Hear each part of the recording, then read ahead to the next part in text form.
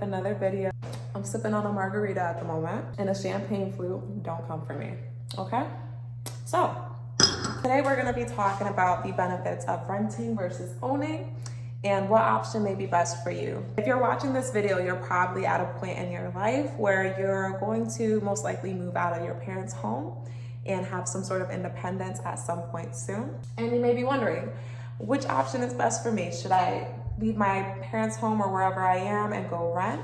Or should I go and consider buying a piece of property? First things first, when you are renting and you get a new lease on an apartment, you are going to most likely have to put down a security deposit.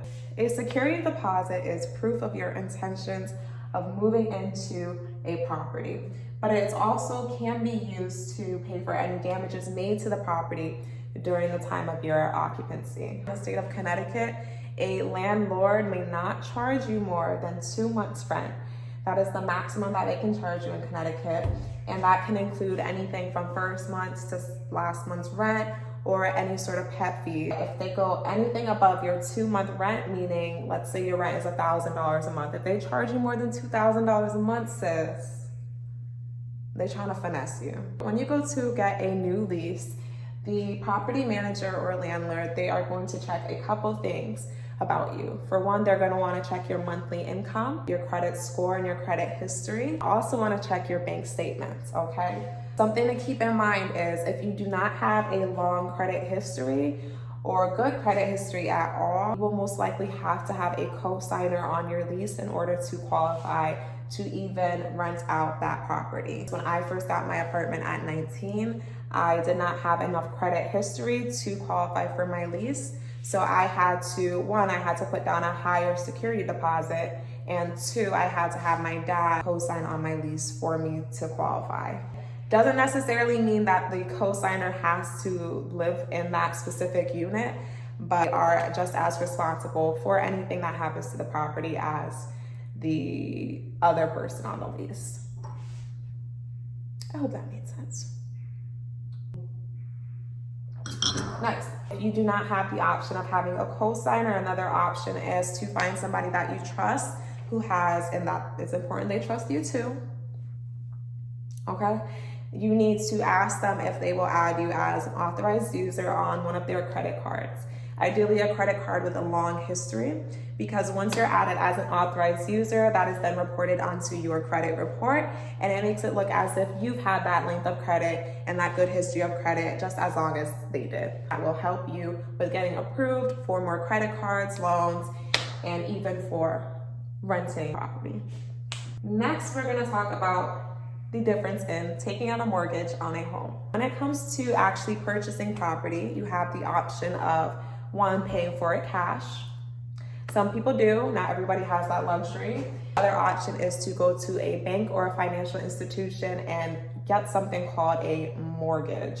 A mortgage is a fancy term for basically monthly payments that you make toward balance of a property's value, okay? So let's say that the property is worth $100,000 and you pull out a mortgage. Every month you're gonna be making payments on that mortgage, and as you make payments on that mortgage, you're going to increase your equity in that home. And I'll talk more about that later on in the video. Basically, in layman's terms, the balance of your loan, that mortgage, goes down as you make those payments, versus when you're renting, you're paying your rent, but it's more so like you're paying your landlord's mortgage or putting more money in your landlord's pocket every month that you will never see again. The only thing that you're most likely to see again is your security deposit at the end of your lease term, but besides that, you're not gonna see any of the monthly money that you put into your lease. It's just gone.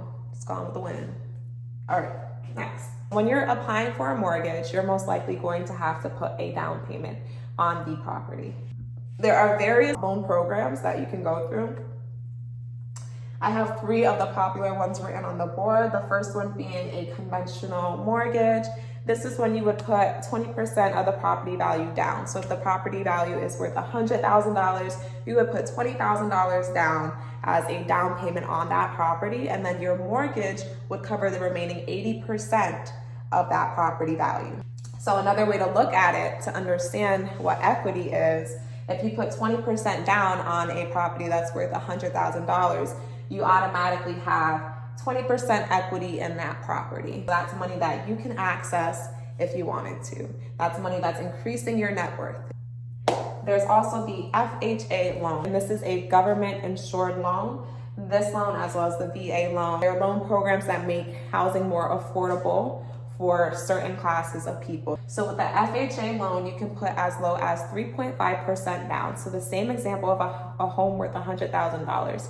You can put down a down payment of $3,500.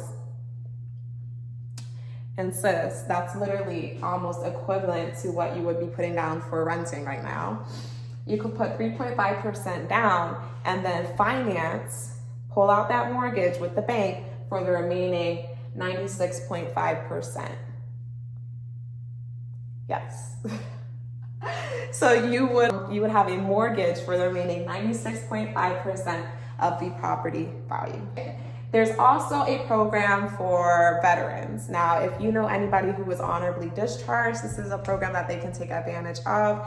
And that is when you don't put any money down and you just finance the entire value of that property. Something to keep in mind, and one of the biggest differences between these down payments and how they may affect you is the more money that you put down, the less your monthly payment will be on your mortgage. And the reason for that is a lot of financial institutions and banks require payments towards something called private mortgage insurance.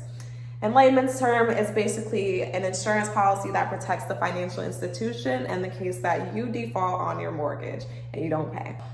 When you have a FHA or a VA loan, you're most likely going to be making payment of principal, interest, taxes, but also insurance. You're going to be paying towards that private mortgage insurance until you have at least 20 to 22% equity in your home.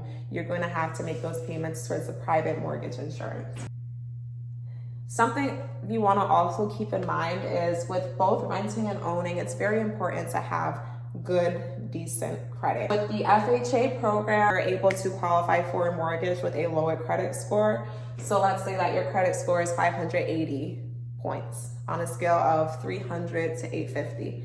If your score is 580, you're able to qualify for the FHA loan, which means you're able to purchase a property, putting only 3.5% down with a credit score of 580.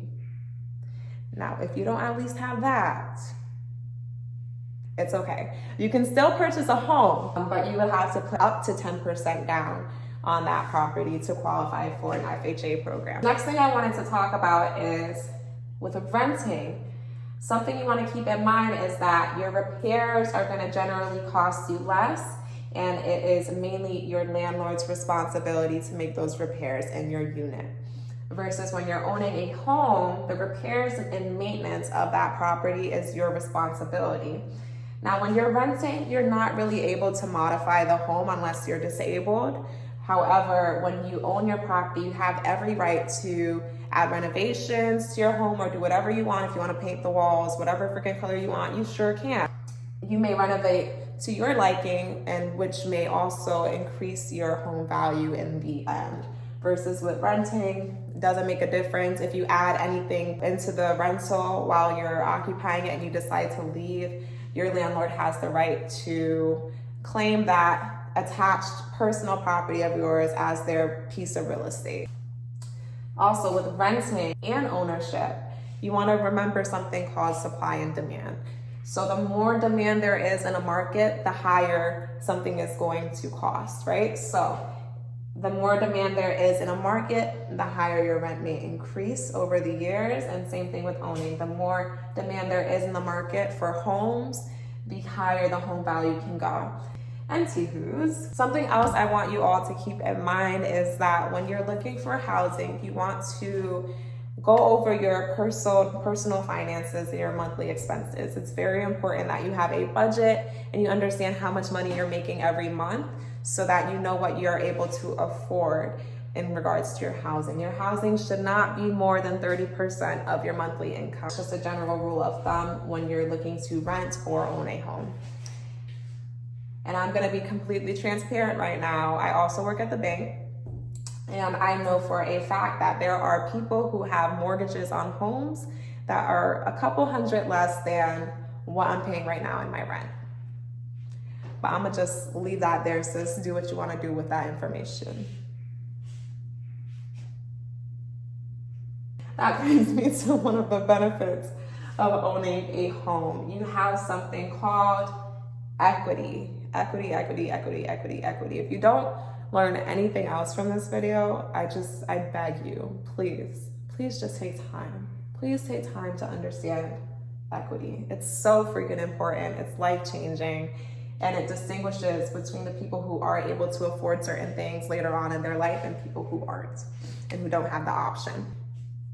Remember what I said about supply and demand. When there's more demand in the market, the home values shoot up. So same thing with equity. When the home values are shooting up, that means that someone's equity in a home, it shoots up with that value. So as your value increases, so does your equity, because it leaves more room as far as the difference between the home value and what's owed on the mortgage. If my home is worth $100,000 and my home value rises $50,000 within the past couple of months, let's say that my mortgage is, let's keep the number simple, $50,000.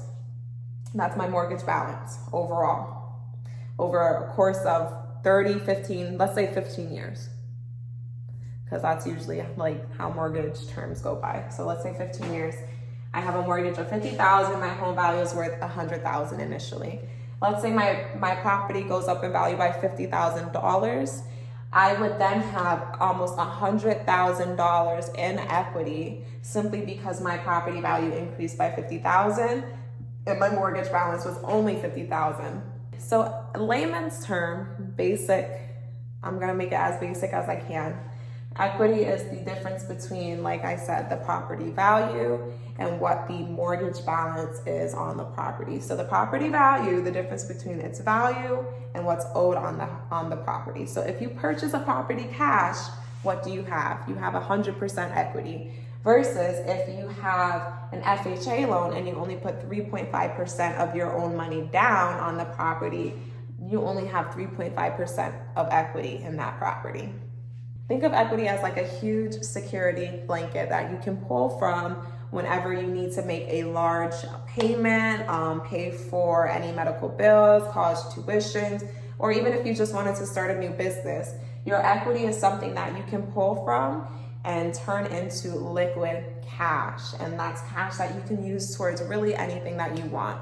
You quite literally can go to the bank and pull out cash when you have something called a home equity loan or a home equity line of credit on your home, which is really, it's a second mortgage, if that makes sense, on your property.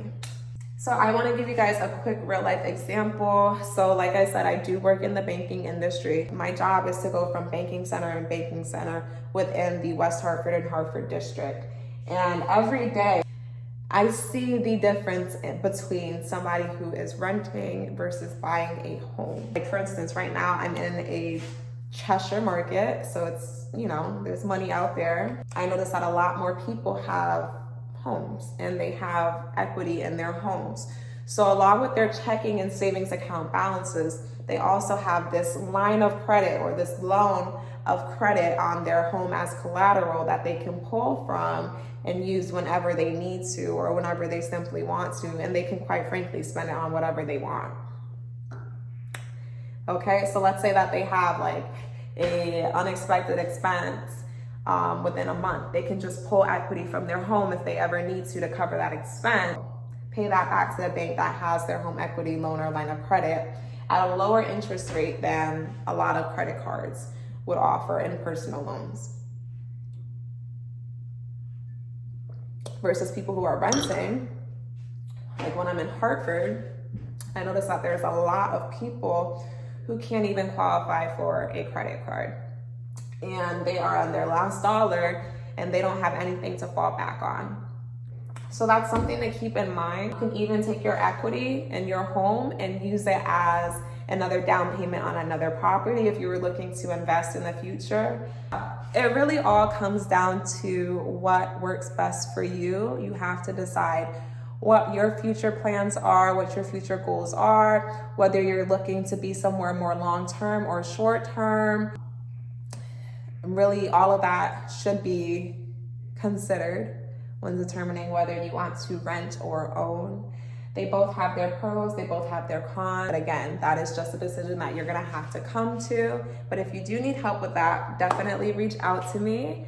I would love to help you with this. It all comes down to what your personal plans are for the next couple of years. If you're looking to eventually, like let's say you're in college and you're in college in another state and you're looking to eventually move back home, renting is most likely gonna be the best option for you. As let's say if you owned a home, the home selling process can be a bit more lengthier and uncertain than if you were just on a lease and you wanted to cancel it and move to another state. You most certainly could.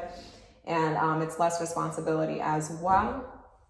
But if you're in a position where you know that you're not going to really be moving anytime soon and you have some sort of job security, you know that you want to stay in a specific area for a certain amount of time, owning is a great option for you. Because again, it is something more long-term and it has its benefits, as you can tell, as far as like investing in yourself and your family's future. And with home ownership, you have real property that you can then give to your heirs in the event that you pass on. It's something that can give people generational wealth, as well as open opportunities while you're living. Opportunities you may not have had if you were renting, okay? Because you could be renting for 10 years and the most you're gonna see out of that when you end your lease is your initial security deposit of the maximum, $2,000, versus if you're owning after 10 years, you then have 10 years worth of equity, 10 years worth of 12-month payments towards your property that you can then pull out of a part of your personal wealth in the end, okay? So that's a quick rundown of the benefits of renting versus owning. If you have any questions, definitely leave me a comment in the section below or DM me on Instagram at Dayna. We'll be posting probably once a week. Stay tuned for more Realty. For more Realty on Realty, sis. Cheers.